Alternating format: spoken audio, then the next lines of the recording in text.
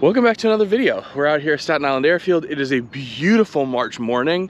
You'd never know it was March by the temperature or the beautiful weather that we're having. Today we're gonna do something a little bit different and something that I kind of wanted to do for a while. Today I'm gonna go through every drone that's on my wall and flying currently. Yes, everything that's on that table does fly. I'll get into one caveat at some point. For this video, I'm gonna dive into what each drone is, what it's for, or what I use it for, and what makes it different from the rest of the group. So let's turn this camera around and let's get into it. So we have the drones sorted by both size and by kind of type. And let's start at this end, because this end's kind of the most obvious. Starting with these two. So we have the Mini 2 from DJI. Small little cinema drone, camera on a gimbal, GPS, return to home, all that. It is probably one of my favorite drones to fly overall. Super light, super quiet, great little all-around drone. Review video link down below. There is the Mavic 3. I love the Mavic 3. It definitely had a rocky launch at the start, but it's powerful, it's strong. That camera is incredible, especially at night. The night modes on that camera are fantastic, but that's the one I'll use for most commercial gigs and filming for both insurance and creative purposes. Great all-around drone, love it in the stable. Now let's move on to FPV drones. So even though you technically can fly those drones in FPV, because you can fly from the screen, they're really not what you consider FPV. That's really this entire side of the table. And starting off, let's go with the cinematic drones. So starting with this little guy right here, this is a Beta FPV 85X. It's basically a naked Vista tucked there in the back. So this uses DJI. It can hold an Insta360 Go. Super light, super nimble. So if I need a shot that I really can't get with any other camera system, that's the guy I send in there. Quality is not perfect, but it's really designed to go places that none of these other drones can. Next drone, we have the iFlight ProTech 25, so 2.5 inch props. Again, Cadex Vista in that guy, and it is a Cadex Vista Polar, so it can see a little better at night. But that's really designed to carry a lightweight GoPro, the DJI Action, anything that's small and light. Still captures fantastic footage, as good as most of the rest, but it's just designed to be a little lighter, a little smaller, which does compromise its flight characteristics a little bit. Next, we have the Drone Squirt. The Squirt is kind of the workhorse. You can see my FAA commercial ID number for my FPV fleet there. It's a ducted drone, so it's safe to use around people. Nobody's gonna get hit by the props. Runs Crossfire, DJI, air unit in there using the Cadex camera. Behind that, I have a Cadex Polar on my Drone's Terraplane. So same idea as the Squirt, ducted drone, but that one is really designed to be a little quicker. You can see it has 6 blade props instead of 3, providing more thrust, and the motors are quite a bit bigger. These are basically 1404, so they're pretty light, but really fast, high KV, so they do create a lot of thrust. That has a lot more torque, a lot more power. Sounds kind of like a Dyson vacuum, but either way, that Drone Squirt and the Drone Terraplane are my go-tos for getting GoPro cinematic footage. They both fly great. The only downside is because the Drone Squirt is not a slammed squirt. I haven't converted it yet. It does suffer in wind, so it's a little challenging to fly in wind, but it can do it. Now let's move on to the rest of the FPV fleet, starting with these little guys. So here we have the drone that I've reviewed before, the Mobula 7 HD.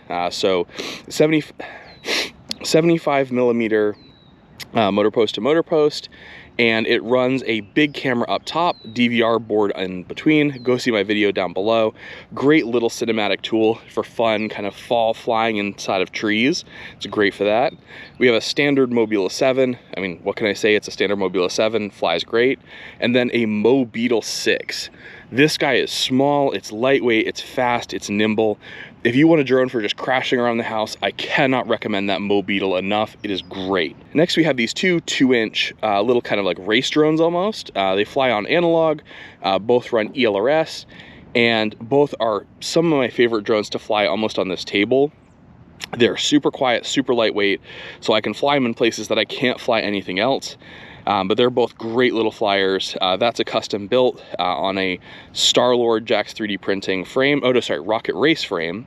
That's a Flywoo Nano Baby, review down below. Honestly, both are fantastic. Either one is a great addition to your fleet.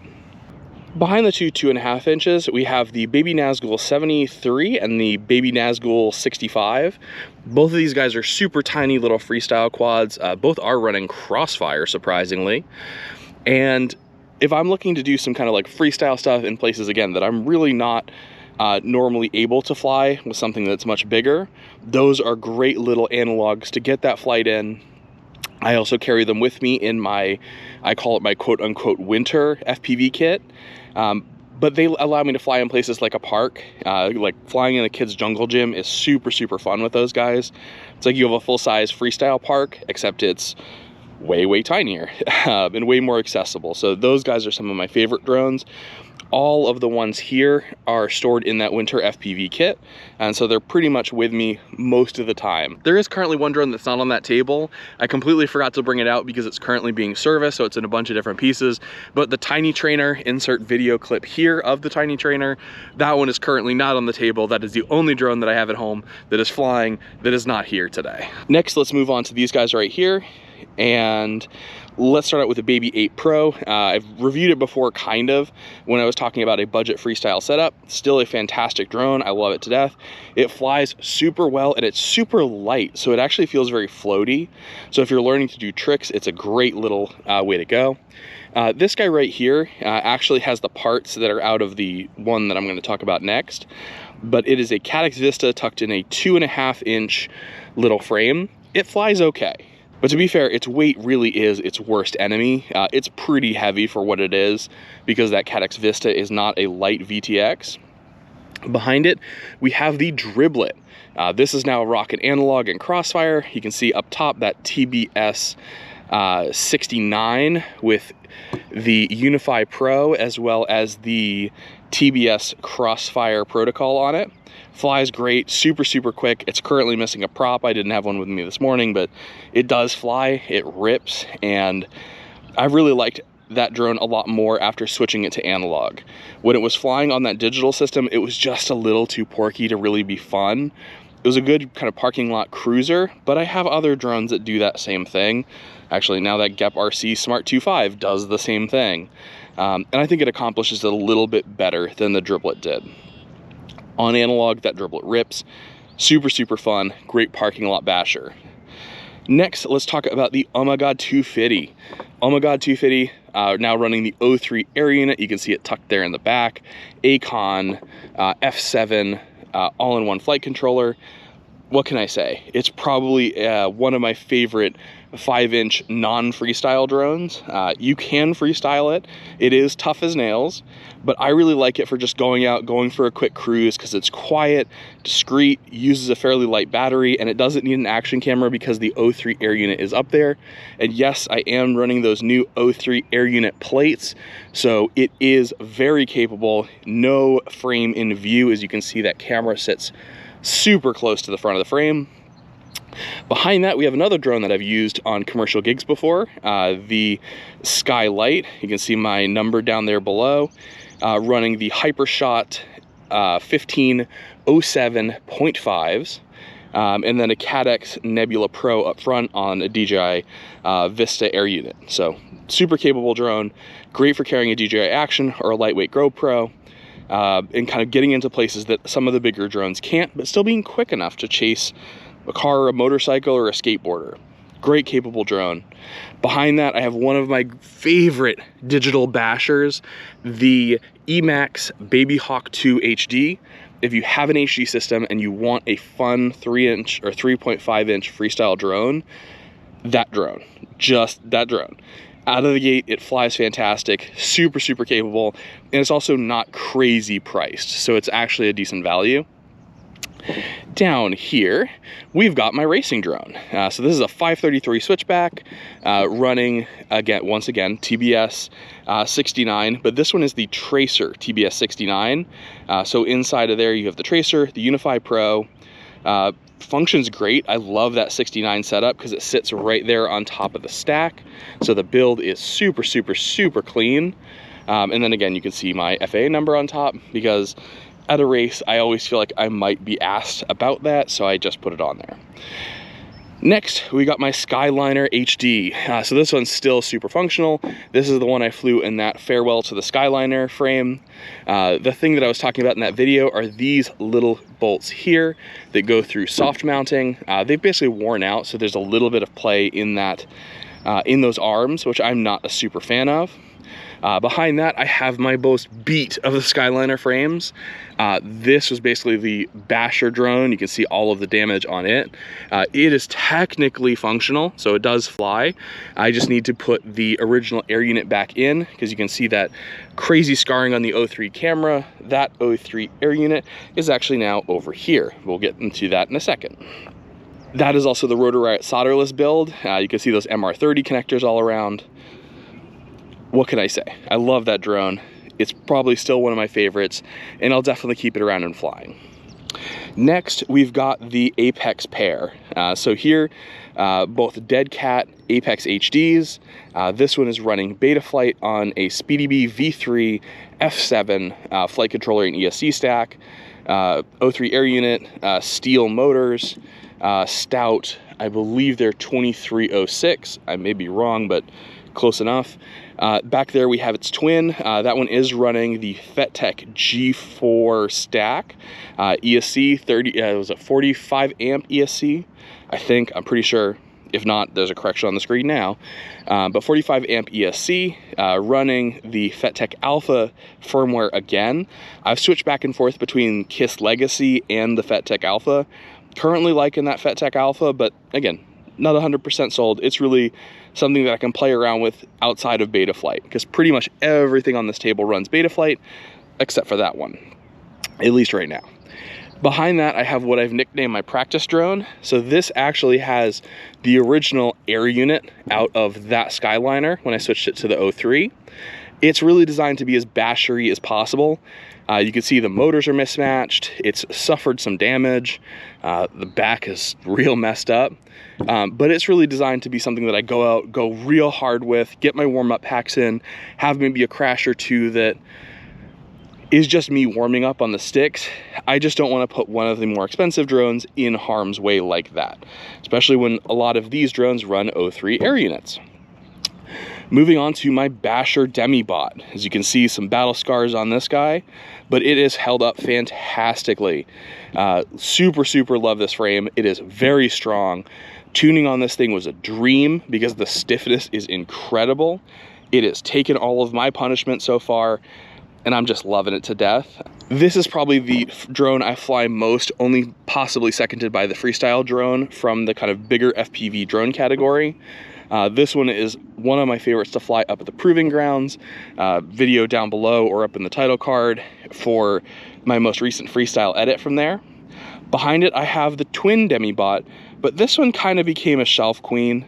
I hate to say it because I want to just bash this one, but it is so pretty. Black props, all black except for the red line that I painted there. Little secret, that is nail polish. Thank you to my wife for having a wonderful nail polish collection, but I basically tried to match the Demibot motors, so it basically looks sick. You've got this kind of red top plate, red top motors, super stealth, super sick. It looks fantastic in flight. I have been a bit of a chicken to really bash that one around. I do want to get into bashing that one a bit more, but I think it's going to take some time for me just to get over that preciousness with that drone. It happened, I can't help it. And last but not least, we have this 7-inch monster. So I'm running diversity crossfire on it, and then an air unit with one antenna sticking out each side. This is really designed to be both long range and freestyle.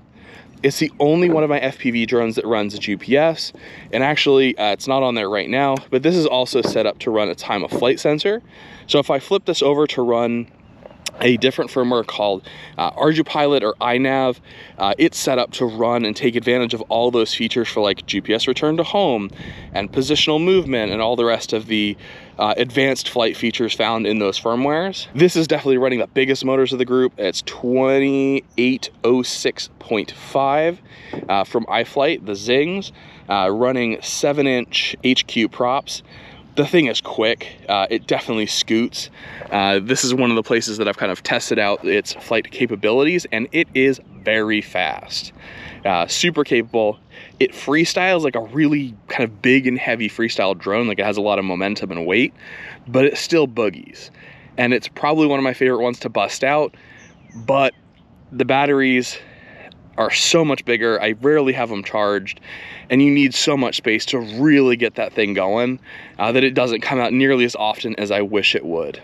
And that finishes out the drone collection. Everything here on the table.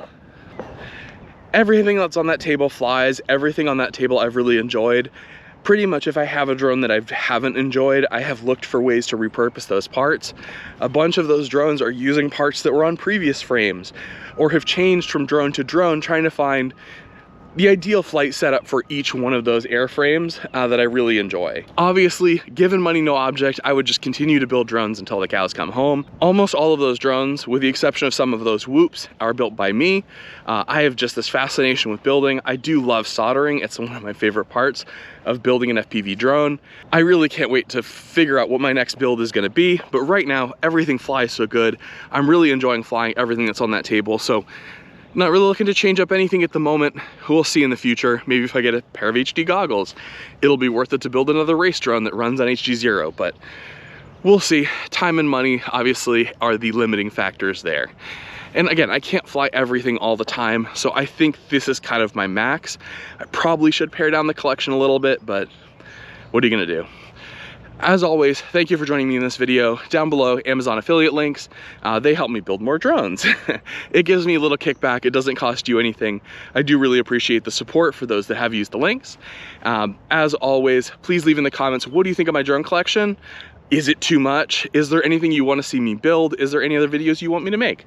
Let me know. I always appreciate the feedback. And leave me a like if you've enjoyed this video. It helps in the algorithm. Obviously, it brings me towards the top, allows more people to discover these videos. And last but not least, as every YouTuber says, please subscribe to my channel. It'll let you know when new videos drop, and it also helps, again, bring me up in the algorithm. All of that helps. As always, I'll see you in the next video. Bye.